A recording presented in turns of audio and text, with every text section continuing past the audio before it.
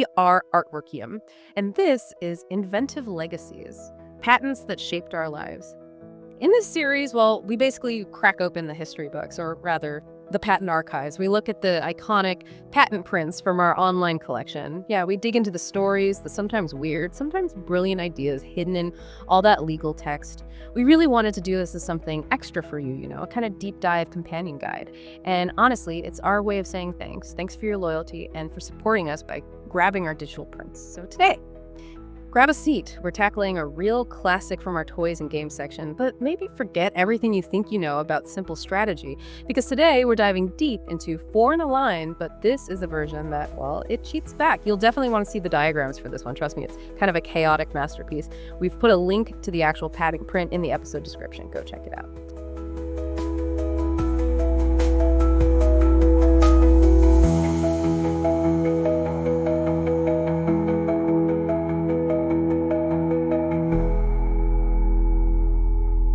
Okay, so let's get down to it. The source material. What's the actual document we're working from here? Right. So we're looking at U.S. patent number 6,655,687B2. The official title is pretty dry, actually. Arrangement for Table Game Boards. Doesn't exactly scream mayhem, does it? Not at all. It was filed March 16, 2000. And then the patent was granted, December 2, 2003. And what's really interesting here is the inventor and where she's from, Encarnación Orgaz Sanchez-Seco, from Madrid, Spain. And her whole idea, it seems, wasn't really to invent a new game, but to sort of weaponize an old one. Weaponize Connect 4. Okay, I'm intrigued. But before we get to the weaponization part, let's just quickly recap the classic game. Everyone knows it, right? Vertical board, that grid usually what? 6 rows, 7 columns? Yep, 6 by 7, 42 slots total. 2 players, 21 discs each, different colors. You drop your disc in the top. And blink, blink, blink, it falls straight down. Gravity. Exactly. Pure physics. And the win condition is total visible. Horizontal, vertical, diagonal line of 4. Simple. That's it. It's all about foresight, geometry, seeing the patterns. And our sources, the patent itself, make it clear the inventor knew this baseline perfectly. Wow. In fact, she references earlier designs. Specifically, a Spanish utility model from 1976. Oh, okay. Called the Ability Game, which is, basically the standard version we all know. So in that game, the board's just there. It's neutral. The challenge is just your opponent. Precisely. The board doesn't interfere. It just holds the pieces. But clearly, Senora Sanchez-Seco thought neutrality was boring. Apparently so. And this is where it gets really interesting, because the stated object of her invention wasn't just to make another 4 in a line game. Right. It was specifically for an improved arrangement. Improved, meaning more fair, more fun, or? Well, improved here seems to mean more chaotic, more challenging in a different way. The core idea was to re-engineer the experience, to keep the outside looking familiar. Like the classic game board. Exactly. But inside, to build in hidden obstacles, things neither player can see. Hidden obstacles inside the board. Wait, what? Yeah.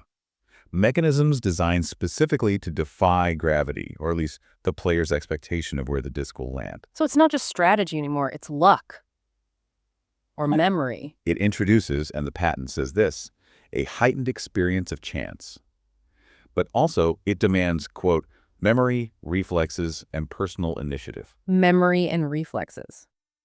For Connect 4. Yeah, and constant concentration, just to overcome these impediments built into the board itself. Wow. Okay, so you're not just thinking about your opponent's next move. Nope. You're also trying to remember the board's secret traps. Where are the tricky spots, the ramps, the dead ends? It sounds like the board itself becomes an opponent, a hostile plastic opponent. That's a great way to put it. The whole goal shifts. It's not just about placing your piece to get 4 in a line. It's about concentrating hard enough to compensate for these hidden features just to get the disc to land where you actually intended it to go. Okay, hold on. If the board is actively, cheating, doesn't that just make it random? Where's the skill? It sounds kind of unfair. But that's the genius, maybe, or the madness of it. It looks like a skill game still. Yeah. But the actual rules of physics inside that board, they're hidden, proprietary. Yeah. You have to learn them. Okay. You got to tell me about these mechanisms, this internal rigging. How does the board fight back? Right. So the patent details a few key features. Let's break them down. 3 main ways the board messes with you. Lay it on me. What's the first trick? Okay, first we have what are called deviation protrusions. Deviation protrusions. Sounds technical. A bit, yeah. Yeah. Think of them as little curved bumps. They're built right onto the inner walls of the channels where the discs fall. Okay. Like little speed bumps? Sort of, but sneaky ones. Hmm. In a normal game, the disc drops straight. Right.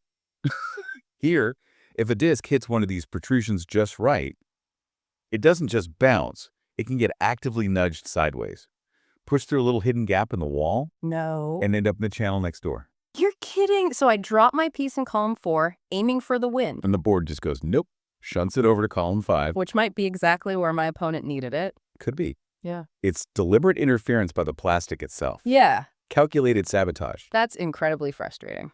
Okay, what else has she got hidden in there? Oh, it gets worse. Or maybe better, depending on your love for chaos. Next up is something I call the ultimate betrayal, the blind channel. Uh-oh. That sounds bad. Really bad. It is. The patent is very clear. At least one channel in the grid is designed as a dead end, a blind channel. Meaning? Meaning if you drop your disc into that specific column, Uh-oh. it hits a solid wall partway down, Yeah. a partition, It gets stuck. completely stuck. Yeah. It forms a blind end. The disc cannot fall any further. It just sits there, trapped, useless. So, you didn't just waste your turn. You effectively lost that disc. It's gone, out of play. One of your precious 21 pieces, just poof. That is brutal. So now you have to remember which column is the pit of despair. Exactly. Even when you're focused on strategy, you have to constantly remember, don't drop it in that one. It punishes lapses in memory or concentration. Wow. Okay. Deviation bumps, trapdoors.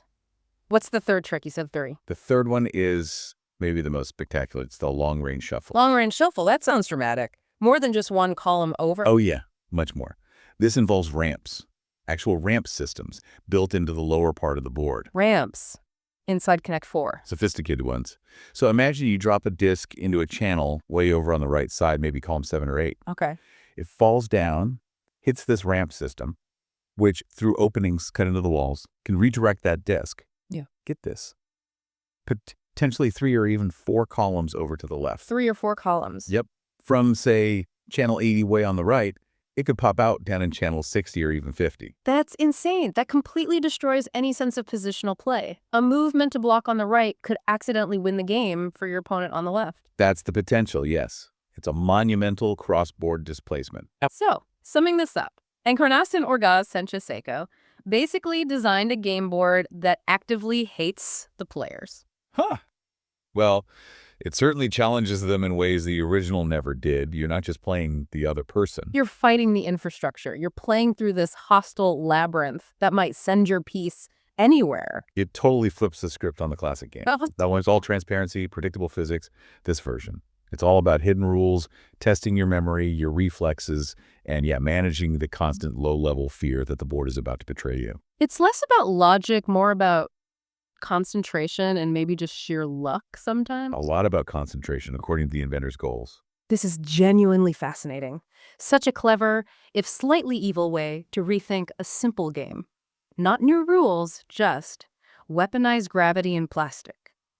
Okay, so now that we've dissected this marvel of frustrating game design, we want to hear from you, listening right now. If you are playing this chaotic version of 4 in a line, picture it. Which hidden hazard would absolutely drive you nuts? What would make you want to flip the board? Would it be that long-range shuffle? You know, you make your perfect move and zoop, it lands 4 columns away, probably helping the other guy.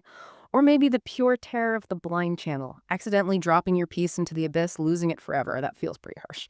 Or is it just the constant nagging annoyance of those deviation protrusions, always nudging your pieces just off target column after column? Let us know. Find us on social media and share your thoughts. Which obstacle breaks you? And hey, while you're there, why not subscribe? We do these deep dives regularly, and leaving a review really helps others find the show. You know, stepping back for a second, looking at the bigger picture, this patent really shows something interesting about invention, doesn't it? How so? Seiko didn't need some massive technological breakthrough. She took a super simple established concept, a basic table game, and she just re-engineered its insides, fiddled with the physics, turned the expected into the unexpected. It's a really clever, maybe slightly mischievous way of disrupting something familiar just by changing the hidden rules. That's a really great point. It's innovation through subversion almost. So today we explored patent US 6,655,687 B2, officially, arrangement for table game boards. Unofficially, the chaos-inducing, concentration-shattering, possibly friendship-ending version of Fornaline. All thanks to the inventive mind of Encarnación Orgaz Sanchez-Seco from Madrid, a game where you really need to know your enemy, and your enemy might just be the board itself. We really hope you enjoyed this deep dive, and again, thank you. Seriously, thank you for being loyal customers, for supporting Artworkium. We love digging into these stories for you. Definitely tune in for our next exploration of another iconic patent from history. And maybe just one last thought to leave you with. Mull this over. The inventor designed this game knowing, perhaps even counting on, players making mistakes, dropping pieces in the wrong place because their concentration slipped. So what's fascinating here is, maybe the real victory isn't just beating your opponent.